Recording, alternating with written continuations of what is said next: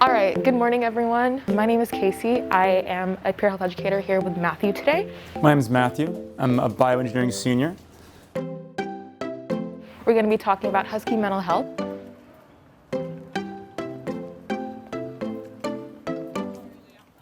Peer health educators are exactly how it sounds. We're students just like you. We're maybe going through the same issues as you. When I came here from Canada, I felt a little bit homesick. Because it helped us build reliable strategies that we know work for us. And we give workshops on physical health, sleep, relationships and sexual violence. Alcohol, marijuana, the college transition. Most of the time, people are there and they want to help you.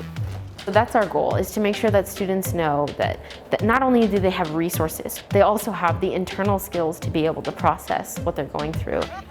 I try to be conscious of my mental health as much as possible, but even as they were presenting, I realized that I have not been sleeping, I've not been eating consistently, I'm a little stressed out. Some peer health educators are also able to become peer wellness coaches.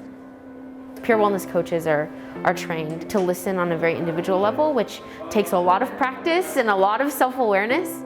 The goal I came in here today that I really wanted to talk about was how I feel like I overanalyze things. And 75% of students go to see their friends before anyone else when they need help.